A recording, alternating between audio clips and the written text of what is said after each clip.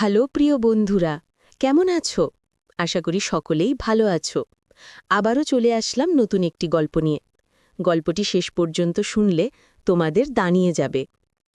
বন্ধুর বাড়ি পৌঁছনোর আগেই নামল ঝরঝরিয়ে বৃষ্টি। কাক ভেজা হয়ে ওদের বাড়ির সামনে এসে দেখি ওর বাইকটা নেই। তার মানে শয়তানটা চলে গেছে আমাকে না নিয়েই। এও রাগ হলো যে বলার নয়। ছুটির দিন দুপুরবেলায় কোথায় ঘুমোবো তার বদলে ভিজে চান করে রাস্তায় দাঁড়িয়ে আছি। এখন বাড়ির সবাইও শুয়ে পড়েছে।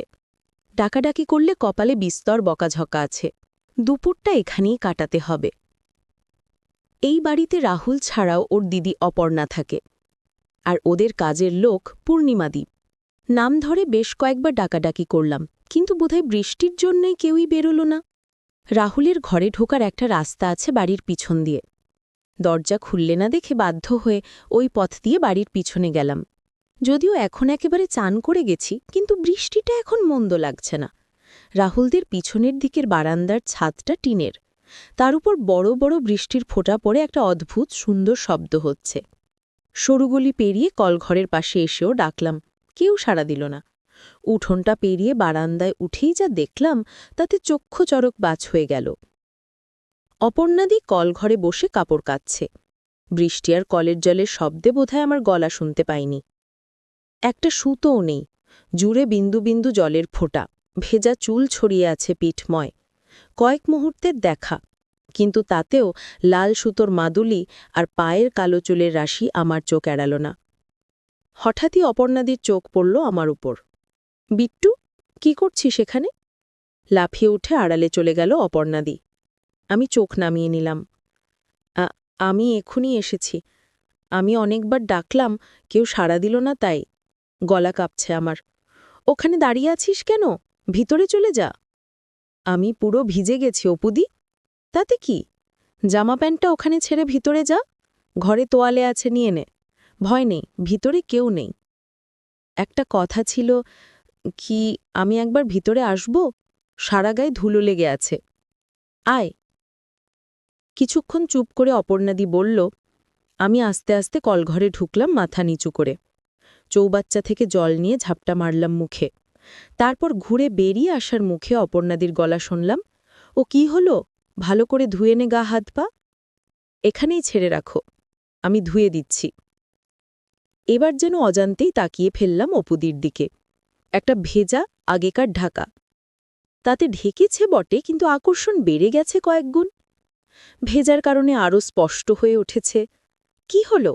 তাড়াতাড়ি কর বিল্টু, কতক্ষণ এভাবে দাঁড়িয়ে থাকব? আমি মাথা নিচু করে শার্ট আর গেঞ্জি খুলে মেঝেতে রেখে বেরিয়ে আসতে যাব। এমন সময় আবার অপদি বলে উঠল, ছেড়ে রেখে বেরিয়ে যা। আমি পিছন ফিরে আছি। অপদি সত্যি পিছন ফিরল কিনা তা দেখার আর সাহস হল না। কোনো রকমেই তা থেকে নামানোর সময় আর এক বিপত্তি ঘটল। বৃষ্টিতে গায়ের সঙ্গে আটকে থাকা নেমে গেল। তাড়াতাড়ি সেটা তোয়ালের আগেই পিছনে খিলখিলিয়ে উঠল অপদি। বেশ বুঝলাম তার সততা। তোয়ালে তুললে আচমকাই মুখ ফসকে বেরিয়ে গেল কথাটা। বেশ করেছি, যা পালা। অপর্ণাদির গলার স্বরে একটা মজার আভাস পেলাম। ভয় আর শিরশিরানিটা একটু কাটল। নিজেই নিজেকে প্রশ্ন করলাম, তাহলে কি অপর্ণাদি ইচ্ছা করেই এখানে ঢুকতে দিল আমাকে? এক পায়ে ভর দিয়ে জিজ্ঞাসা করলাম, জেঠু জেঠিমা নেই? না, পুরনো বাড়িতে গেছে। পূর্ণিমাদি? সকলের খোঁজ করছিস কেন? এমনি, অনেকক্ষণ ধরে ডাকছিলাম, কেউ বেরোল না তো, তাই। তাই তো তুই সিনেমা দেখার সুযোগ পেলি ফ্রিতে। তা বটে, তবে শুধু ট্রেলার। এরকম সিনেমার জন্য আমি ব্ল্যাকে টিকিট কাটতেও রাজি। আমার সাহস বাড়ছে ক্রমশ। পাকামি করিস না, যা ভাগ। অপুদি, কি একবার দেখাবে? মানে, একবার দেখব তোমাকে? প্লিজ, খুব ইচ্ছা করছে। বেরো এক্ষুনি। প্লিজ দিদি, এরকম সুযোগ আর পাব না। দেখাচ্ছি মজা। এক ধাক্কায় আমাকে বের করে কলঘরের দরজা বন্ধ করে দিল অপুদি। আমি হতাশ হয়ে ঘরে এলাম। রাহুলের ঘর থেকে একটা তোয়ালে নিয়ে রাখলাম। রাহুলের ঘরের বারান্দা থেকে নিচেটা দেখা যায়। এখানে বসে বেশ কয়েকবার আড়াল থেকে আমরা পূর্ণিমা পানি বের করা দেখেছি। বারান্দায় সরে এসে নিচের দিকে তাকিয়ে রইলাম। মিনিট 10 পরে স্নান সেরে বেরোল অপর্ণাদীপ। পরে ডানসা ছাড়া আর কিছু নেই।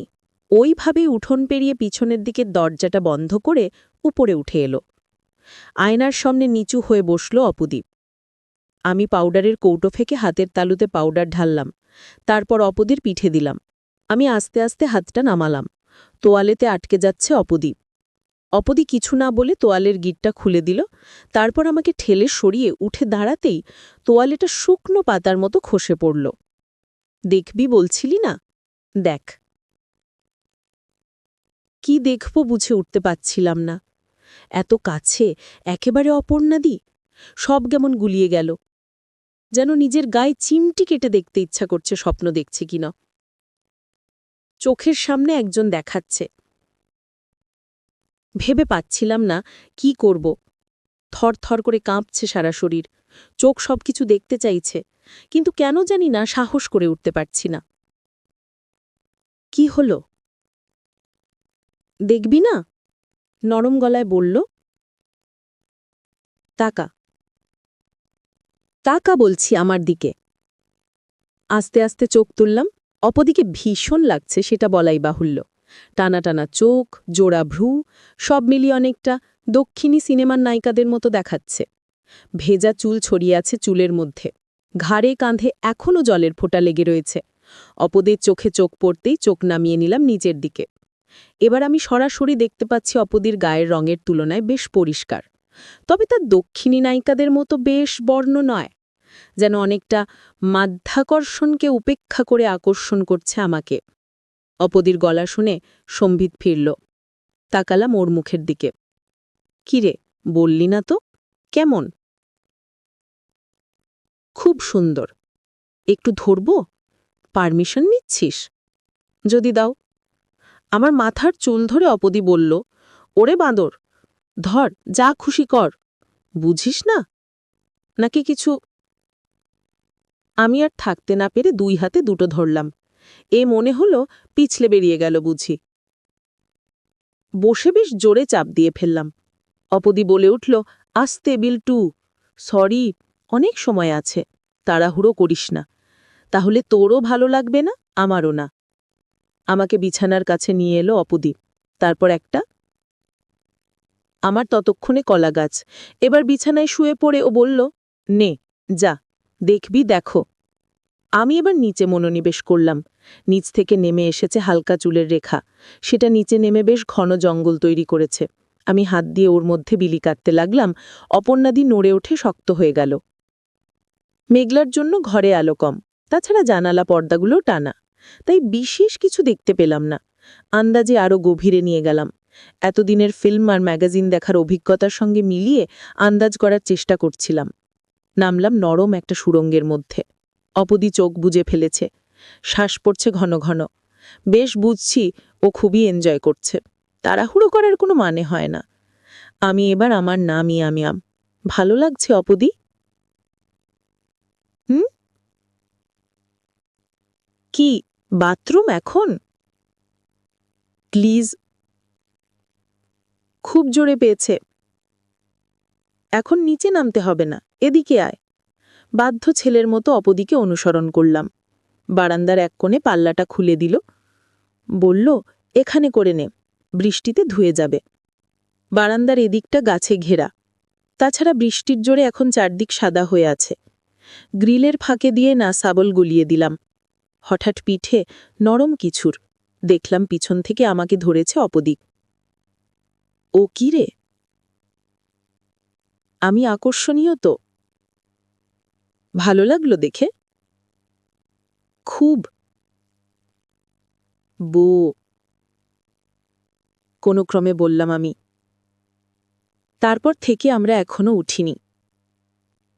আমি প্রশ্ন করলাম, রাহুল কখন ফিরবে? 5:30টার আগে নয়। তোদের ম্যাচটা আজ হচ্ছে না। রাহুল আর বাকিদের সাথে সিনেমায় গেছে। পূর্ণিমা দিও ওখানে গেছে। তুমি জানতে? আমি এসব না। তাহলে? তাহলে কি এত সুযোগ করে দিলে আমাকে? তুই তো বারান্দাতেই আমাকে বিখে নিয়েছিস, আর আড়াল করে কি লাভ? বাথরুমে তোর দেখে খুব লোভ হলো। চান করতে করতে ভাবছিলাম কি করব, শেষ পর্যন্ত করেই ফেললাম। তুমি খুব সুন্দর অপদীপ। তুইও। সর দেখি, নামবো কেন?